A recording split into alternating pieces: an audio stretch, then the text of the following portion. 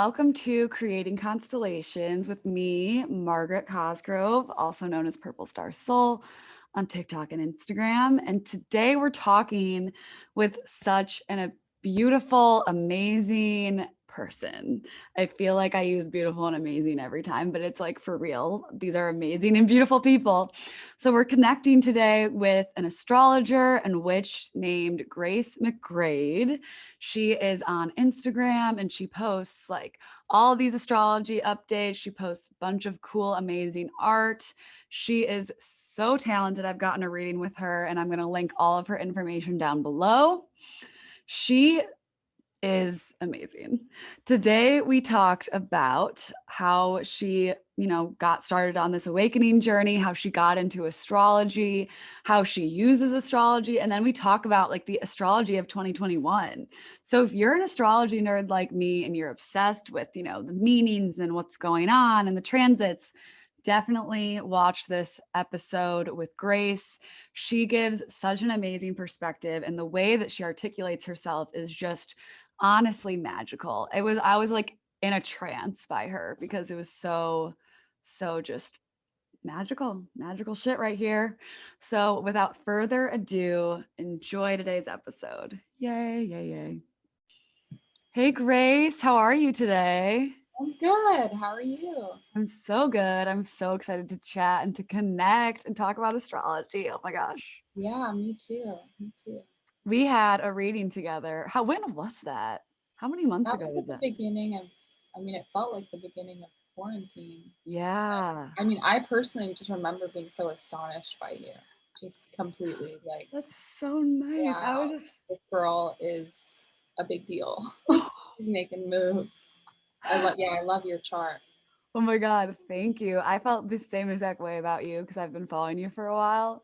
And so when we finally like met on Zoom, I was like, oh my God, like Oh, Grace, like she's amazing, yeah. iconic. Like that's so flattering for you to say that you like my chart. Like I'm like, Yeah. Yeah. so nice. So Yeah. nice. Well, Oh my you're God. doing it because I remember we talked about a lot of what we're going to talk about today, which was, you being, I think, a conduit of awakening and how that showed up in your natal chart and how this is what you're meant to be doing and you're doing it. And that's so cool. Thank you. Yes, it's so nice. It's so good. Like I feel like finally aligned with a lot of things and like a lot of things has transpired even since that we did that reading and so finally it's happening. It's happening. I love it. So I want to hear about you and your awakening, what that's looked like in your life. Like what has your spiritual awakening been like? I think that my spiritual awakening, like the official awakening, was probably in like 2015, 2016. Mhm. And, my dad has always been really into sort of Jungian psychology and astrology, and I come from like a lineage of like Irish pagans, sort of. It's kind of been repressed, but I grew up around spiritual language, so it wasn't as disruptive as it might be for somebody who grew up in a very Catholic upbringing or very yeah. Me. I should Um, put it at myself. but I think there was a lot of things happening. I mean, I think one was I was reading the Indigo Children book. I don't know if you've ever read it. I have not. Oh my God, I should. I was revisiting a trauma from high school, and I think in sort of uncovering that trauma and like reading about spirituality, I suddenly had this aha moment. And I'd been kind of experimenting with paganism and witchcraft for a while. But then all of a sudden, it was like I was living in a video game of my own design, and I had no idea if I was creating reality or if I was psychically perceiving reality before it was happening. Because Mm, it was verbatim, like I would say something, then I would see it play out externally. It was like instant manifestation. yes. And it felt almost traumatizing. Like the level at which I was seeing my internal world play out externally was so intense and so saturated and so rich and overwhelming that had I not been around my friend Naomi who was also going through a spiritual awakening at the time, I probably would have thought I was going crazy. Like Mhm. it was, it was rough, and I don't think that I had enough spiritual context. Like I remember listening to Ken Wilber talk. I don't know if you know any of his work, but he talks about waking up versus growing up. Mm. And it's like if you wake up and you have no spiritual backbone, no spiritual contact, it's like, oh my God, I'm God, I'm God, I can do, I'm God, which is true. You are God, but so is everybody else. And I think at that Yes. stage, like I was what, like 19, 20, and I'm like just really ungrounded and unintegrated, and it was incredibly overwhelming. Um, Mm. and then it just kind of took off from there, and I continued to try and learn as much. I mean, I had been modeling in New York, so I was living a very different lifestyle than the one I am now. I think I was trying to find a way to integrate the things that were happening in, like, I don't know, like at the time, like LA nightlife scene, and that those two things, they don't really mesh. They're like, no. Yeah. And so I ended up moving to an eco village, a spiritual school called Finborn in Mm. Scotland, to sort of reconnect with my ancestry, to reconnect with sort of the fabric of my people that had been woven into the earth, and get back to nature. And I studied Reiki. I became a Reiki master. I studied astrology. I studied eco villages, eco village designs, and alternative ways of living. And I became sort of more grounded and at peace with myself, and it wasn't as overwhelming as it can sometimes be in a city, to Mm. going through a period of awakening where it feels um, very, I mean, the only word I can use is saturated. It's like Yes. everything's kind of flaring at you and speaking to you, because everything's energy, everything's Mm. consciousness, everything's alive, and you suddenly are aware that that's happening. Yes. But a lot of it was also, I think, uh, pushing, almost opening up memories of when I had been a child. And, like all children, I was very, very psychic, Mhm. very perceptive, very intuitive, and kind of had shut off that water valve as a way to protect myself. And in Scotland, there was space and there was room for me to tune into that without getting disrupted. And as a result, more and more paranormal Yeah. experiences followed. And Yeah. I had zero intention of really coming back to LA. And then I did, and I gave a couple sessions, and all of a sudden it was my job. And I was like, oh, I guess this is what we're doing. Oh This my is God. the plan. Wow, I love that. I resonate with so many different parts of that, like, for real. That is so interesting, like, the way in which those instant manifestations would just hit and you're just like, Am I going crazy? Yeah, What's going on? yeah, Like, yeah, something's going on here." Like, what yeah, totally. And there's conditioning and there's stigma around that type of thing for a reason. I mean, there is kind of like a, don't be the crazy woman, like, I think that it can be quite scary.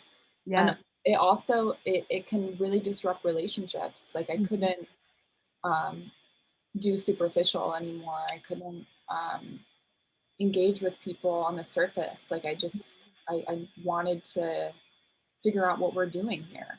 I mean, what are we doing here? Doesn't Yeah. that, like, can we talk about it? Yeah. Like, Like, why what's are going we on? Yes, like that kind of like intolerance to the superficial, like Yeah, small talk conversation. I yeah, feel like I like became like the archetype of like that crazy girl like in my yeah, friend group in college because I had been having an awakening for a while, but I lived in New York City for college, and that city life is like it's very interesting. I mean, I lived in the Bronx, so it was like outside of Manhattan, but still very saturated. A lot was happening for me.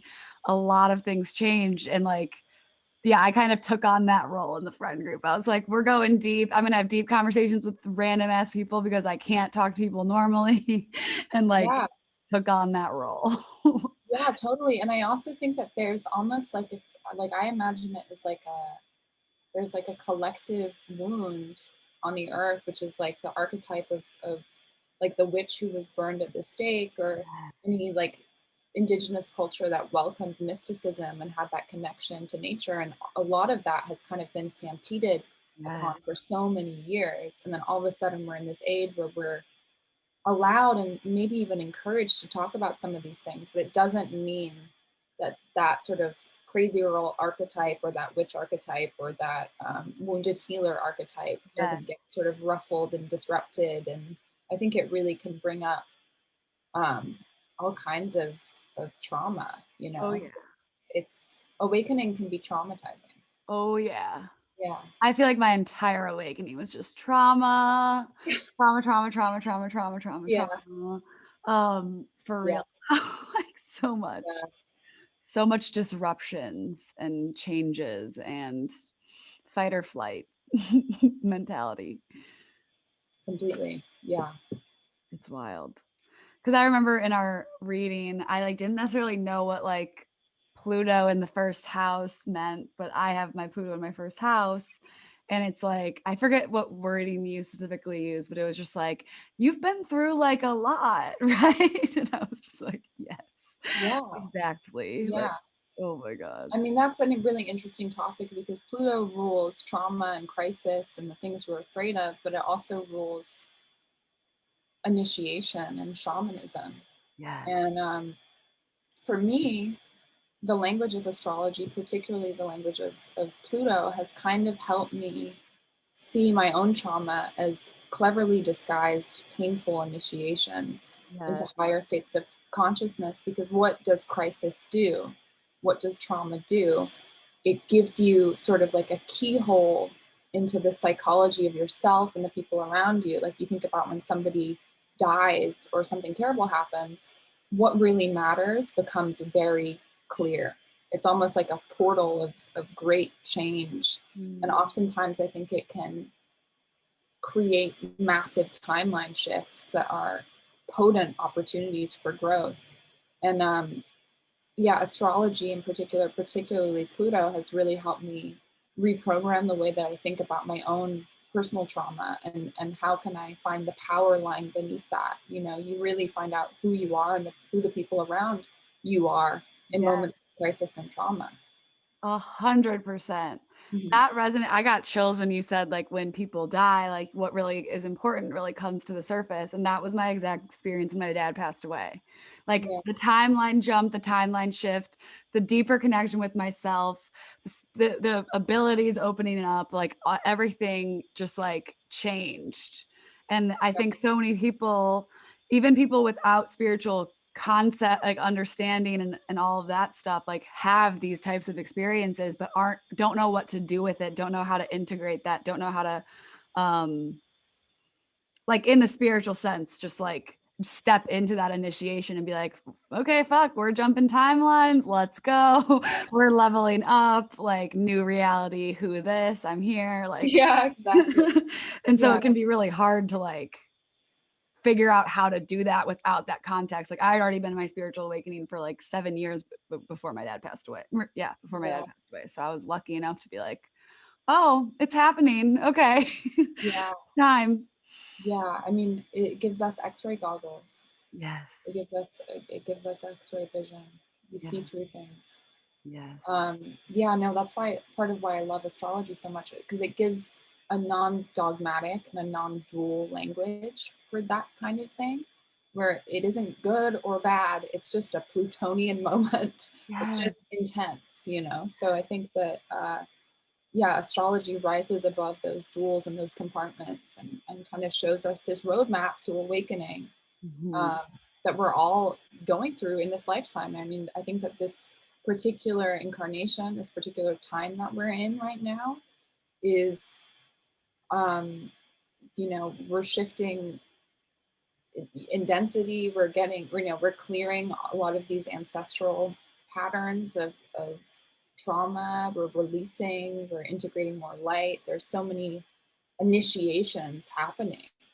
You know, it's a very important time to be alive. And I think a lot of people who are here, they volunteered to be here. Yes. I literally just had a reading before this call where I was talking about that. It's like we all knew that we had to wake up in this lifetime and this right now in 2020, 2021, it's time.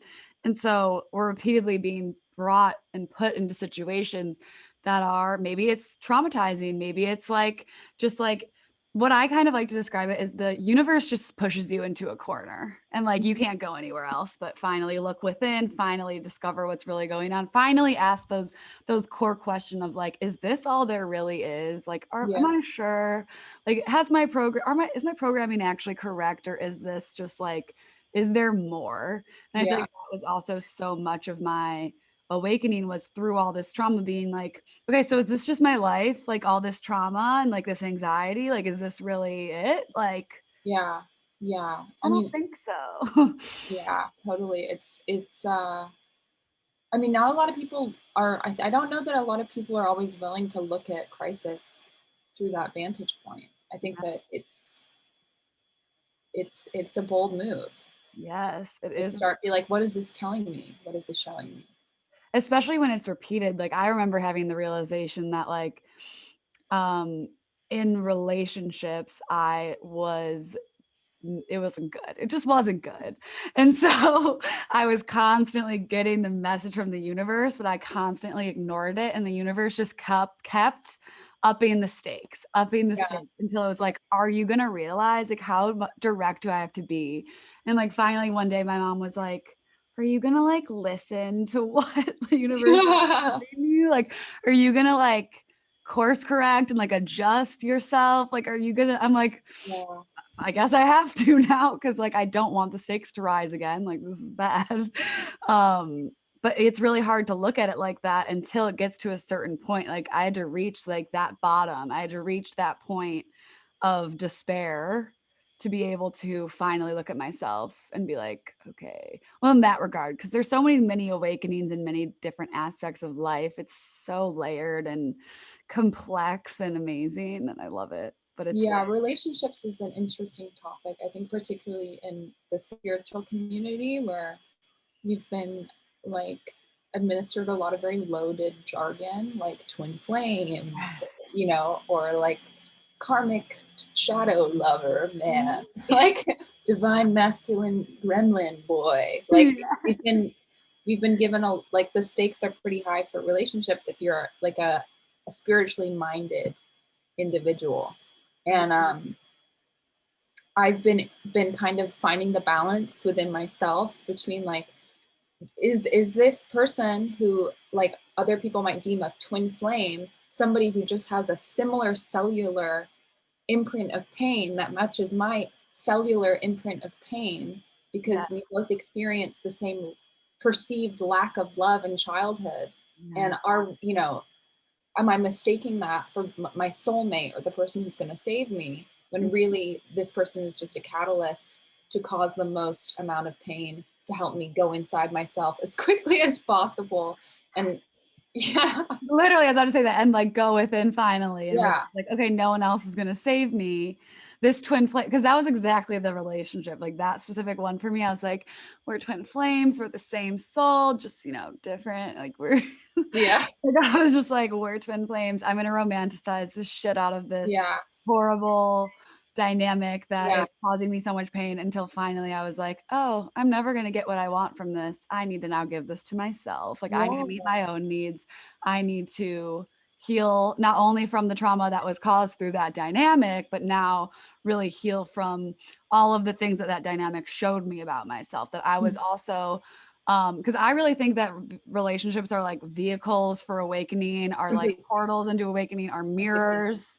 When I realize, I'm like, oh my God, this person is my mirror, and I like demonize this person, and I like get so mad at them and make them so wrong for everything, yet everything they do is me, and we are yeah, exactly the same. So exactly. what does that mean about me, and how can I actually now love this person from afar, because I Yeah, realize that they're just my mirror that they had to hold up for me until I fucking realized that I needed to look in the mirror. yeah. I mean, one of the things I say to a lot of my clients is if somebody is affirming an inner sense of unworthiness, your job is to not continue to stay there.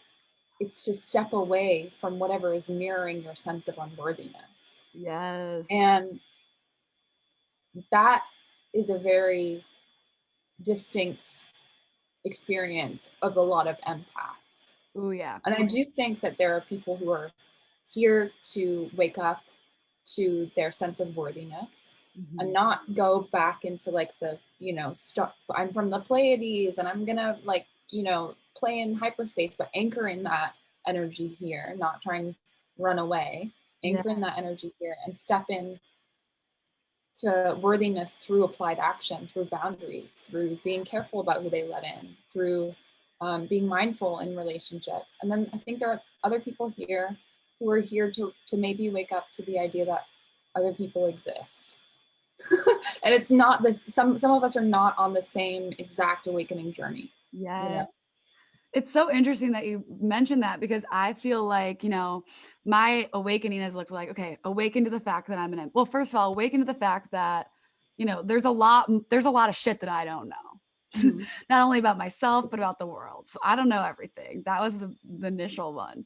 Second one, okay, I'm an empath. I'm sensitive to people's energies. I understand. I can read energy, but I also take it on. And then I went into the star seed. Okay, I'm a gray being. Yes, let's go. Let's go fly over there. Let's go to Zeta Reticuli and say hi to the star fam. And then it was like, okay, channeling, mediumship abilities. And it's circled back now to worthiness, boundaries, and mindful, healthy relationship dynamics. And now it's just like all of it. And so I love how you say that. And it's like different for me, it's been different stages, but for some people, yes, it is about, okay, discovering that their multidimensionality and what that looks like and how they can connect with their power and in a very like unique way and connect with these parts of themselves that, past lives have just been, alive. But then some people it's like, no, you need to learn how to have a loving relationship that is not codependent. Yes. Yeah. And Yeah. both of them are so valuable. And I feel like I'm like, okay, yeah, like, what's the word? Like operating on Earth as a healthy individual with healthy boundaries is like amazing. It's just Yeah. as amazing as Embodiment. going to the Yeah. Pleiades and saying, hey guys, what's up? Like it's just as amazing. Yeah. It's embodiment. Yeah. Absolutely. I mean, I do believe that we have, soul contracts and soul agreements with people, but like I very recently had I was dating somebody and he said something about like, yeah, I don't really think that like we're compatible and like mentally, like cerebrally compatible. And that ideology to me, which comes up a lot because I'm an astrologer, people are always asking me about compatibility, is Yeah. so beyond the realms of what I ever think a relationship is about. Like, don't we pick people who trigger us, Yeah. like, and fire us up? And like the people who are going to cause the most amount of growth and change in a short amount of time. Like, Yeah. that's the way that I've always viewed relationships. And I think that we do have soul, because nobody wants to do this alone. We come down here with, you know, in groups or with certain soul agreements with Yeah. certain people. I'm going to teach you about the depth of your own rage, and you're going to teach me about my unresolved mother issues. And Yeah. it's not as sort of like woo woo hippy dippy, like you're my divine masculine counterpart and we will tantrically ascend to the Yeah. 18th dimension. It's more just like, what are you going to show me and what am I going to show you? And yeah, no, I think that has been my work this year too. It's like finding balance between the ethereal and the spiritual, and then also the boundariedness. And I think that also, like, that's the true unification of the masculine and feminine, right? It's like Yes. knowing that I'm an interdimensional intuitive being, and then having the wherewithal to act as such and protect as such and honor Yes. that. That is the union that I'm seeking. I have Nobody's chills. going to give that to me.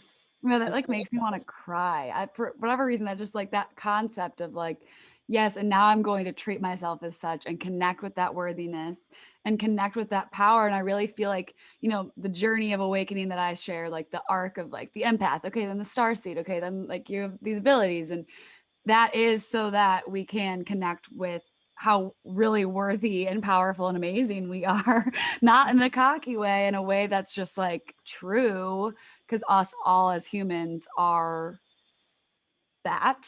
We Yeah, all are that.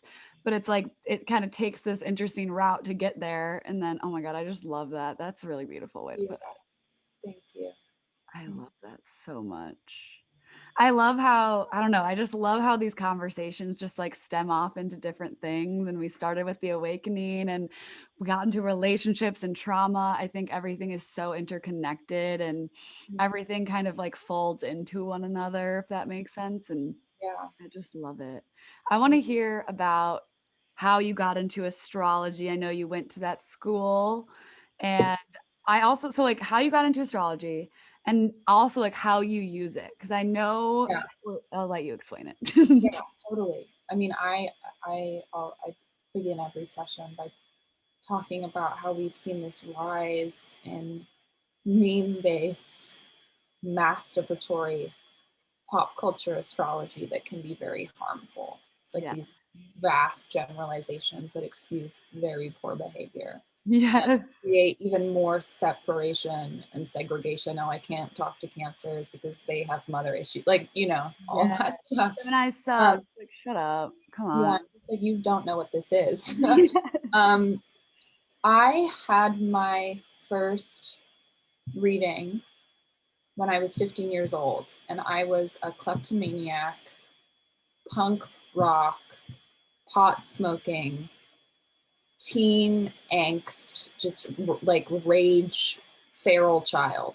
Like a Love crazy person. I was very feral. And my dad got me this, like it was like a 60-page personality analysis by this Jungian astrologer called Liz Green. And it used no astrological language. So it didn't talk about the signs, it didn't talk about the planets. It just gave me a psychological interpretation of myself, my relationship to my parents, my relationship to my body, my relationship to my internal world, my internal atmosphere. And it read me so perfectly and acutely and vocalized things that I had never spoken out loud in such a jarring way that I didn't leave my room for like 2 days. I think I took it to my high school and I had like highlighted everything. And I was like, I took it with me to school and I was like, look at this. And everyone's like, okay, like you weirdo. Like, Look how accurate this is. Oh my God. funny. Very Leo moment there. But and so I started to read about it. I remember I had this book called Astrology for Yourself. I started to read about it, and it was like the information wouldn't stick. It wouldn't retain. It felt too complicated. The language felt too complicated. Um, and then when I had my awakening, I think it was probably because I was channeling at the time. The language just it made sense. I just could understand it a lot better. I've done some channeling around astrology. So my personal way of reading the planets and the signs is a little different. I consider myself an esoteric astrologer. So I'm not concerned with personality. I'm concerned with what lessons did you elect to take on? What is your soul's journey, your soul's evolution? How are you creating your reality, and have you forgotten that you're creating your reality, and are you attracting the same characters in different locations, and are you able to see that those people are avatars of things happening internally? My great aunt was an astrologer, and she was one of 9 Catholic children, and she was also a witch, and she wrote for, I think, the Scottish Herald or some magazine under a fake name. And I remember when I was living in Scotland, I got to go see her, and it was really funny. She had she had these like secret compartments in her apartment where she like hid all of her like witchy stuff, and had been doing and studying astrology and calibrating charts by hand for years. So I do Wow. think that language is embedded in my ancestry. I'm very proud to be Celtic. I'm very proud to be connected to that sort of Irish paganism. But Yeah. I'm particularly proud that my great aunt, you know, did it before you could, use an app like CoStar or whatever Yeah. like, diluted medium people are studying now. But Yes. yeah, it's interesting. I definitely have some qualms with how I see astrology misused in mainstream culture at the moment, when I think really it's a psychological art form. And Mhm. it is, I mean, it's the way I think now. Like I think in astrology, it's changed. I think it's changed the way that I perceive reality. I love that so much. I am so drawn to the esoteric astrology, to the soul-centered astrology, to like the like unlocking this information. Like everything you said, I like can't even repeat it, but it's like it was just perfect. Like it was just perfect. Like I love your practice and how you do things. And I love how you mentioned like it's the way that you think because I like astrology is always referenced like as a different language. Like it's a Yeah, language in it is itself. a language. I think it's the language of reality. I think that I also kind of want to emphasize, like, I don't think the planets are causing anything. I think they're mirroring things. Yes. It's as above, so below, as within, so without. And Yes. through understanding those planets and understanding the signs, which are just spectrums of light, really, like we know that the sun gives light, which is just information to life here on Earth. And all that's what light is. As light workers, light is information. So we're talking about different spectrums of light, and we're talking about this idea that we are not the same. We're carrying different fractals and different expressions of this light energy. And what the signs are is light, So it really is I think a language of light. It's a language of the soul. Yes.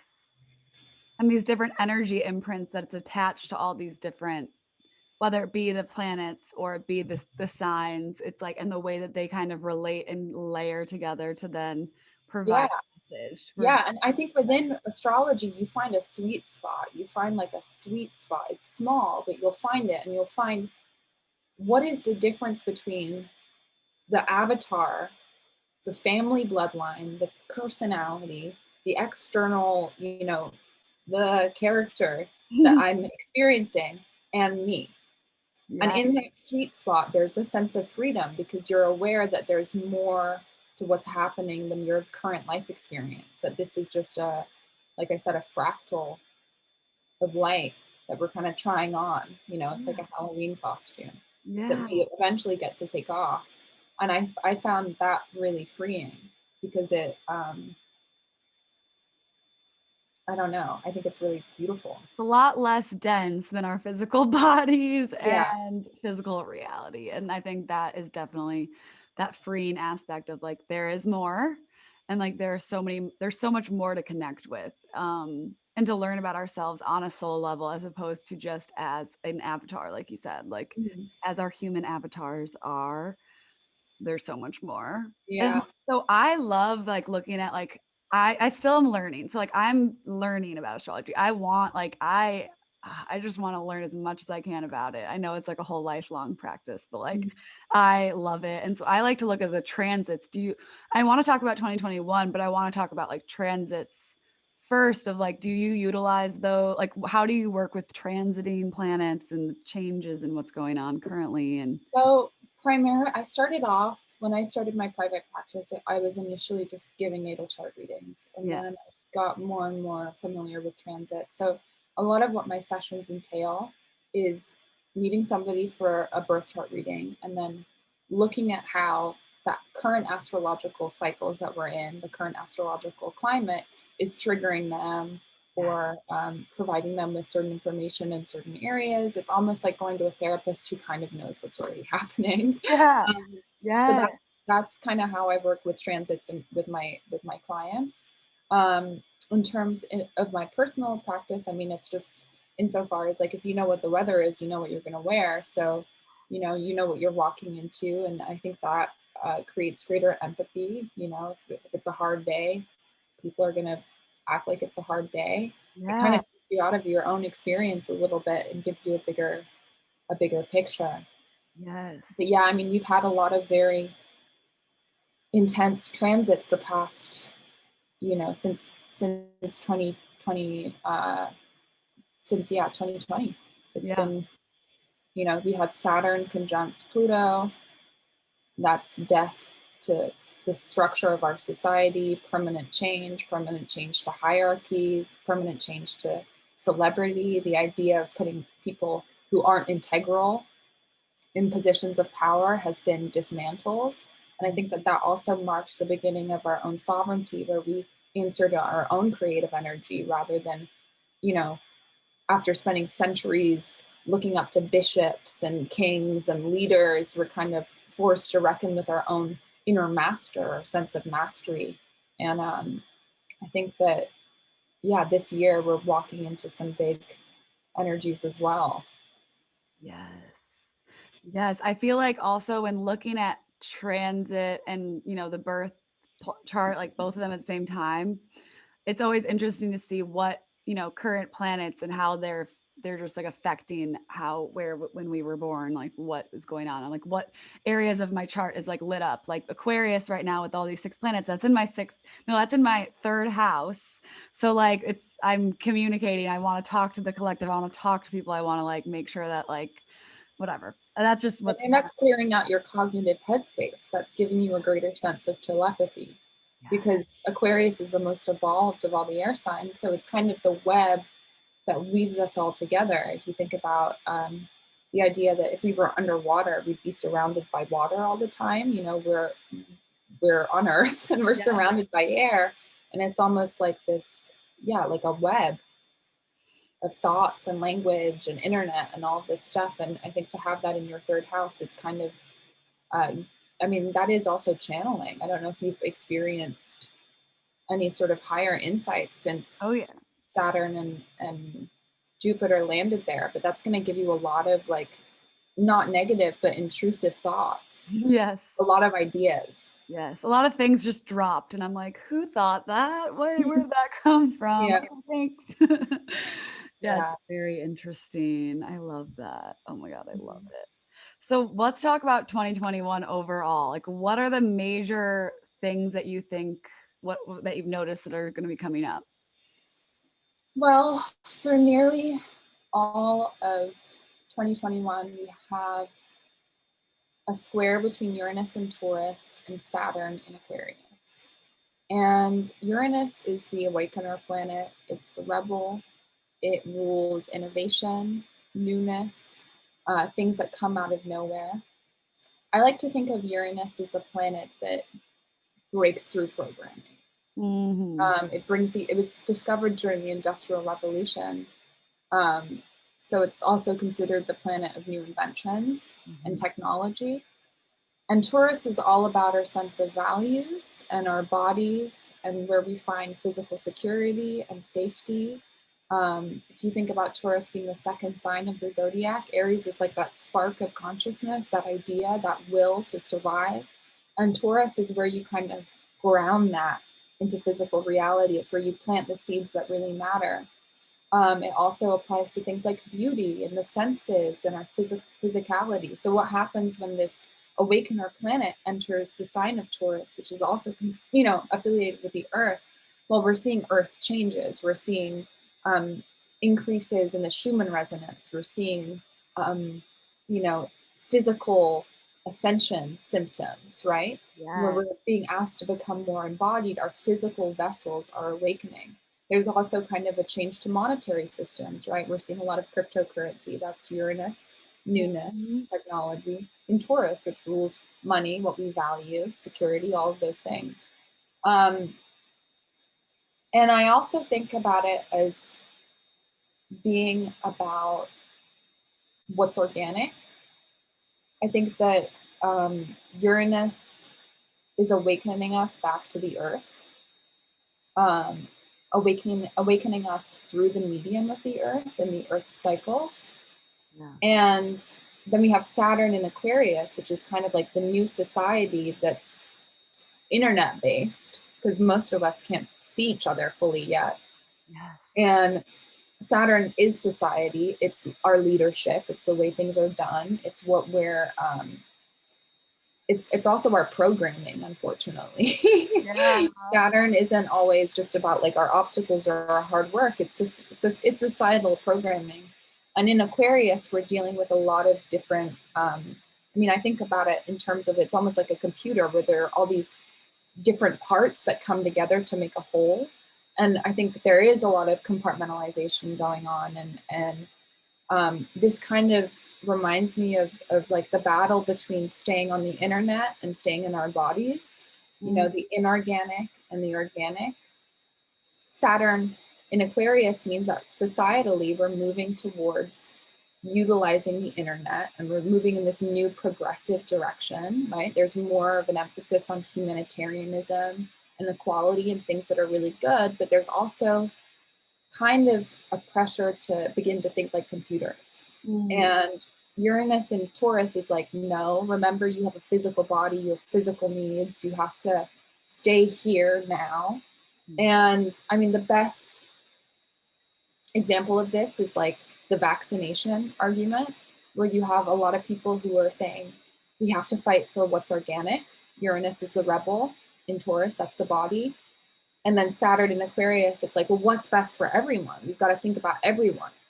Yeah. And so that argument is like a microcosm of this energetic dance that we're continuing to kind of go in, which is the polarity between sometimes awakening and our sort of ability to see things from all angles, because that's very Aquarian. I don't know if you've noticed, I have definitely in the past year, or since Saturn and Jupiter conjoined in December, I have this really new ability to see outside of myself and to see from other people's perspectives and vantage points, almost like I'm looking at things from all angles. Yeah. And can I maintain compassion when people have a different vantage point than me, and I'm dealing with people's cognitive dissonance, and they're, you know, they think like, sit down, redheaded witch, like be quiet. But Yes. yeah, I mean, I think that it is kind of also like Taurus is, it's very sensual. I do think that there's a lot of like sexual awakenings happening. There's a lot of sacred sexuality happening. But it's kind of a dissonance between the rebellion of value systems and the structures and the rules that apply to all of us. Because Aquarius is things that apply to everyone. Does this make sense? Yes, 100%. And I totally relate and see that. I love how you said like seeing every perspective and like having compassion for every perspective. And I feel like I'm being placed in situations that are like forcing me to do that and like be like, oh, there are a lot of different ways to experience and view the world. And like there is no one way. There's no right answer necessarily. Yeah. And I think that like Saturn in Aquarius reminds me of like roadblocks to unity consciousness because of different worldviews. I mean, we've already seen a lot of those themes happening last year. Like it's really, I think it's really funny when Saturn first went into Aquarius, that's when social distancing was put. And like, that's the most Aquarian thing I've ever heard, right? Like you have to be social, but it's distancing. Like it applies to everyone. But I think that it's kind of like roadblocks in vantage points that we need to kind of just move past.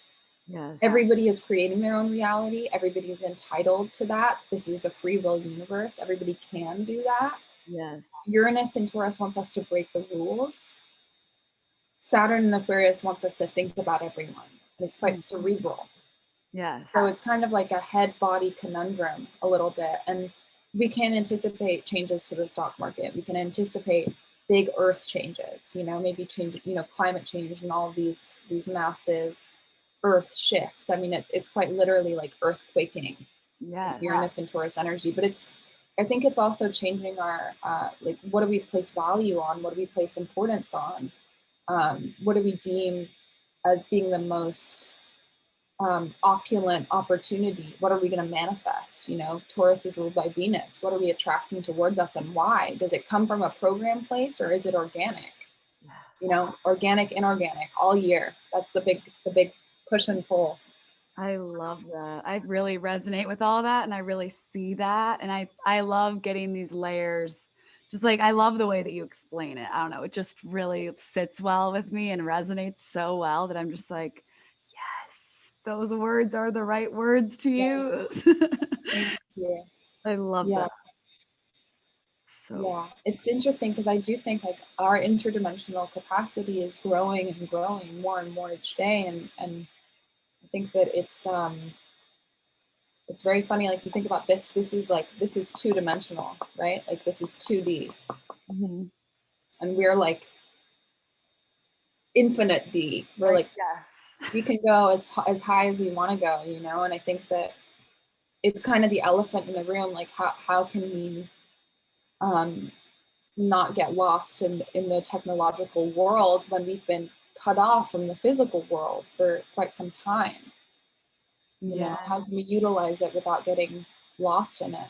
Yeah. How do we not spend hours and hours on TikTok every day? Totally.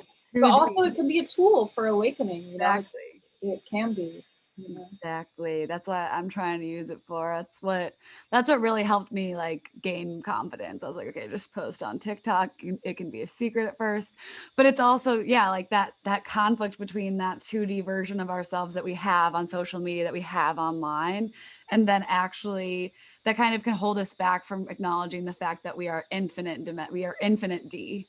We are Yeah.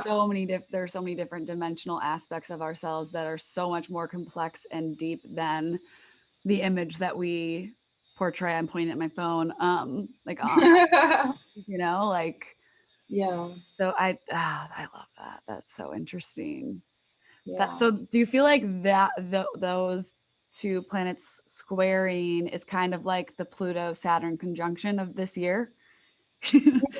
They're squaring 4 times in Yeah. 2021. So square is a 90-degree angle, and squares sort of insinuate pressure. Like they're not unified. There's two opposing forces Yeah. happening. I kind of mean like, do you think it's like Pluto, the main event? Like yeah, Pluto is staying in Capricorn. So okay. Pluto is still committed to killing unfair systems of power, Yes. untethering us from addictions, and eroding away at I always think of Capricorn. No offense to Capricorns. Capricorn being like the devil tarot card. It's like we're Yes. tied. Our power is tied to something.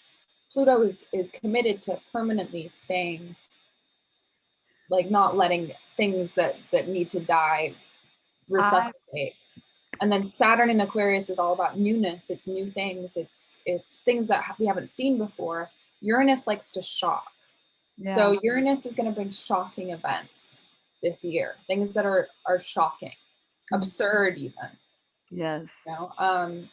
And then the outer planets are kind of the collective energies. They're the things that apply to everyone. Neptune is in Pisces still, and Yeah. Neptune is completing its cycle in Pisces. So it's really asking us to surrender, because Pisces is all about where do we learn how to anchor in the divine and let the divine take the lead, or when is it within our control. But Neptune is all about our interdimensionality and our imagination. And with Neptune and Pisces, those gifts are powerful. You know, we've kind of been conditioned to believe that if you imagine something, it's not real. But Neptune and Pisces is like, if you can imagine yourself, when you're 6 years old, you can feel that aspect of self. I was just talking about this with my client, the same client I referenced, like literally was Yeah, just saying, like, everything that you imagine is real. Like it is yeah, happening, it is real. It is yeah, just as totally. real as this. Like, Yeah, oh, I love that Neptune and Pisces energy. yeah, it's powerful. Yeah, so there's a lot happening. I But love that you brought up the Pluto and Capricorn and just like a personal like thing, because I knew that. I mean, obviously Capricorn. So I actually got sober in 2021. So like the tethering to the addictions is so accurate. Like I just had to say that because wow, I beautiful. didn't know that. I didn't necessarily connect those two dots together, but yep, I detethered. I pieced out. I'm Yeah, now, totally. yeah, it's really, really interesting how Pluto really did the damn thing. Yeah, congratulations. I mean, you did the damn thing. Yeah. Oh, thank you. I did. I did. Pluto. Yeah. No, you're right. But that's just so interesting. Yeah, yeah. I mean, I also think of it in terms of like, this is a culmination lifetime. We're culminating old karma with people, and the Saturn and Aquarius energy, that's new territory. It's not antiquated karma, it's new karma. There's new things being formed, new ideas, new ideologies, and it kind of a fresh start. I think last year was really about peeling back the curtains and being like, look over here, look at how fucked up everything is. And now it's kind of like, okay, how can we be embodied, Uranus and Taurus, how can we be embodied in this interdimensional awareness so that we can begin to create things that we haven't even seen before? Yes. But keep in mind that we're still being programmed through, Yes. so A lot of the readings I feel like I'm giving out with tarot are like about this like completing karmic energy so that we can we can start new cycles, do new things. And so that's just interesting. I love how energy like the astrological energies presently always come through in different ways, whether it's through my channeling or through my Akashic Records readings or through the tarot or anything. Like it always somehow accurately comes through, and I'm just like making all these connections as you're saying it. I'm like, oh my god, that came up then and I didn't know that, but it's like, whoa. yeah, it's all the same thing. It's all the same, different languages and different systems in which to express it, but the same. Yeah. Yeah. And then what else? What other planets? So we got Neptune, Pluto, and Capricorn, Uranus, Jupiter. Where's Jupiter is also in Aquarius. Jupiter moves into Pisces in May, and then it will retrograde and go back into Aquarius. Jupiter brings many probabilities. It's the planet of belief, faith, abundance, good or bad, just makes things massive. Yeah. When Jupiter enters Pisces in May, we are going to feel very intuitive, very mopey, very VP, very ungrounded. Pisces is the last sign of the zodiac. It's the most I don't know if you know any, I have 2 Pisces siblings. They just like, I can't take them to restaurants because they're just like it's like they're so close to the divine. It's like, my please dad was don't float away. Like, like please let's don't. get tethered.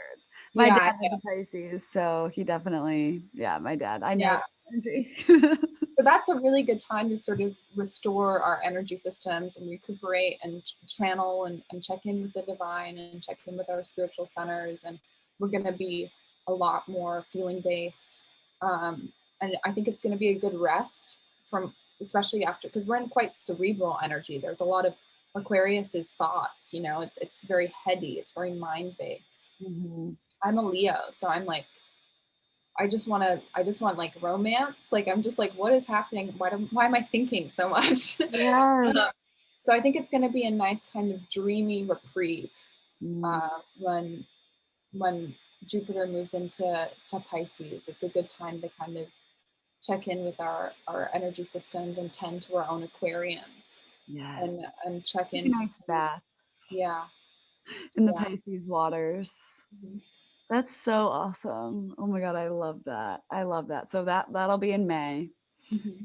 And then what else? Like retrogrades with Mercury. I know it's going to be retrograde in air signs this year. Yeah, it's all air signs. So I mean, I personally think that this is my personal opinion. Mercury retrograding through the air signs, that is about clearing out outdated thinking patterns. That's about clearing out programs. It's about making us become observers of our thoughts rather than participants, just participating in thinking, kind of double checking and veering back and being like, is this the perspective that I need to keep? Now, keep in mind, this is really important, the North Node, which is our collective learning for all of 2021, is in Gemini. Yes. And the South Node, which is what we're moving away from, what we're leaving behind, is in Sagittarius. And Sagittarius energy is very opinionated. It's all about our ideologies, our beliefs. So there's kind of an outpouring of old beliefs.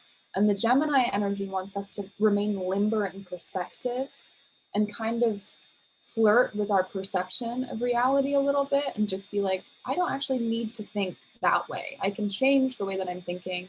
Also keep us open and curious and wanting to learn more about things around us rather than really married to our belief systems, religious belief systems, cultural belief systems. A lot of those things are being Sagittarius is very much about truth. And Yeah. Gemini is like the truth can go a lot of different ways. You know, the truth is a moving target, so to speak. So we're moving through a different vantage point. And I think that that's also reflected in the Mercury retrogrades and air signs, where we're being asked to pick a better truth, you know. And I Yeah. think about this insofar as like you're dealing with somebody who is doing something that is pissing you off or hurting you, you have a choice in how you perceive that. Like it doesn't need to be about you. You know, you can Yes. change the vantage point. And this Aquarian energy, it's like I said, it's seeing things from all sides. It's having a more limber perspective. So we're becoming more flexible with the help of this North Node in Gemini. Um, you know, and but also like, what are we seeing? We're seeing so many duality uh, games. There's a lot of games of duality, COVID negative, COVID positive, you know, left, right. There's like a lot of plays on these compartments where we're being encouraged to not think like computers, not like file under, rename, this person is that, this person is that, and step into more unity, you know, through the medium of our bodies. That's Uranus and Taurus. Step into unity. All of these people are mirroring something to me. How can I love them? Can I throw love at it rather than getting caught in my opinions? That's the South Node in Sagittarius. It's just so amazing. I've had so many conversations within these last few days about upgrading the belief systems and also about like responding and not reacting to people or observing instead of absorbing other people's energies and just being like, that's interesting. And like allowing other people's energy to like bounce off of you or even other people's opinions of you to just bounce off of you of just like interesting. Like, I don't need to hold that close to my heart. Like that just can be someone else's truth and it doesn't impact my worth or my perspective of myself. And that totally aligns with everything that you're saying. And I love that. I just love, like I said, I just love how the astrological energy comes in through the physical and everybody's different ways. Like for me, it's been through all these conversations and clients and talking to people, and it's all there. It's all really there. Yeah, yeah, it's a powerful period, but I do feel like it's lighter than last year, Yeah. you know. Yeah, for sure. Definitely last year was like gloom and doom, like, it's Dark night of the soul. yes. And it's Yeah. interesting how like everybody last year we all, had to isolate. We all had to stay away from each other. And that I feel like gave so many people an opportunity to really look at their lives, look at themselves, go inward. And now it's like, how do Yeah. you want to move now? Like, how are you going to move? Yeah, I mean, I think people hadn't reckoned with their own energy fields because they were so caught up in ambition, and that's Capricorn, right? Like it's like who I am is who I am in the external world, Yeah. and Pluto was like, I'm gonna murder that. Who you are is who you are when you're alone, and when nobody can see you, and that's who you are. Who you are is your energy system. And I Yeah. think that is, I mean, I'm sure you've heard a lot of people talk about this idea of like the divine feminine returning to earth. That's really like, how do we nourish and nurture our internal world in a Saturn and Capricorn based society? Our worth is determined by how many hours we put into something, how hard we work, and our status. Mm-hmm. And really, our worth is determined by the energy we're carrying, the energy we hold. Yes. It's kind of moving into this space where it's actually frequential. It's not about who who I know or what I'm doing with my life. It's none of that. And I think Saturn and Aquarius, who we are is determined by our personal missions. Aquarius in its highest octave is our mission to the planet, Yeah. reminding us of our mission to the planet, why we're here, how we're helping the collective. Yeah. 100%. And I like how you said it's more about the frequency. I feel like the worthiness and changing that conversation around from what we have in the physical to like what energy we're bringing to the table. And it's more into the subtle realms of everything. Yeah. And I think a lot of people, especially not being around as much energy, are now realizing how sensitive they are to energy. Yeah, I completely. fucking love that. Completely. I mean, I think we're on the road to kind of telepathy, I think that it's really getting there. Oh yeah, for sure. 100%. Elon Musk was right when he said that. Oh, Elon. All right, I have like a few questions just to finish this up. I'm like so just entranced by this conversation. I just love it so much. Everything you shared was so interesting, and I'm excited for everyone to hear this like in a few weeks. Sorry, we're recording this in February, so but I'm excited for it to come out already. But yeah, so tell me about your big three. What is your sun, moon, and rising? I want to hear. I think I already know your moon though. Huh? I already know your sun and your moon actually. Yeah. I'm a Sagittarius rising. Mm, I'm a Leo sun, and I'm a Gemini moon. yes. I Love. also want to add that like Pluto has an impact on nearly all of my planets. Oh, So I wow. feel like an honorary scorpionic Yes. lion. I love that. Your Pluto plays a big role in all of those ones. Yeah. So interesting. I'm also Gemini moon. That's why I know you're a Gemini moon, is because I'm like, me and Grace are both Gemini moons. Love that for us. Yeah. That good old Gemini energy. Yeah. Okay, three more questions. What is your favorite color and why?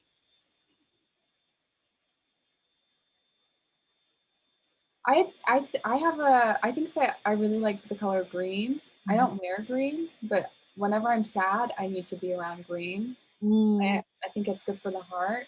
Whenever yeah. I'm heartbroken, I'll eat a lot of green and I'll just be around green because I think it's the color of the heart chakra.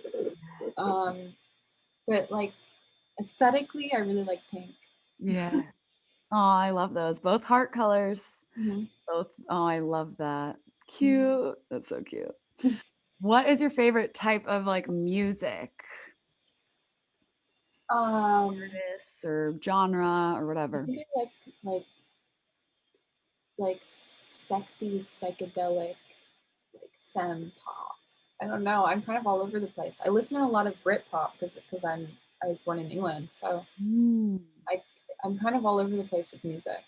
I love. But I really like Kate Bush. Um, I've been listening to more like ethereal, like sort of. I've been listening to some strange stuff recently. I really love Nancy Sinatra as well. I Ooh, love listening to women. I don't really like listening to men do yeah. music. I don't know what that is. Divine feminine coming back, baby. Yeah. Making her Yeah. mark. I love that. That's amazing. I'm gonna have to check those people out because I love hearing new music. I love finding some new people. That's amazing. And the last question is, what is your favorite type of art? And this is open-ended on purpose. Hmm.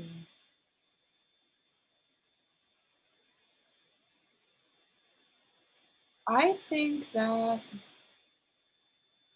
I collage and I do a lot of like mixed media. Love. Funny, I started doing collages and then the collage would like happen. Like I Yeah. think that art is psychic. Like you can sort of perceive above time with art. So I think that I don't know all kinds of art, but for me, visual art for Yeah. sure. My mom is a painter, Love. um, but I also really like writing. So I'm a Mm. Gemini moon. So I don't know everything. Oh, I love that. I love that. I love your collages. I love everything. I mean, I love everything. Obsessed. Yay. Thank you so much for chatting about astrology, about awakening, about all of the amazing things in 2021. I am so grateful for connecting with you and just for having this opportunity to chat. So thank you so Sure. much. Thank you for having Oh me. my I'm God. so happy that you're doing this. Thank It you. really moves me. Oh, I really appreciate that. You're the best. Thank you so much. Okay. Yay. Bye. Yay. Peace out, guys.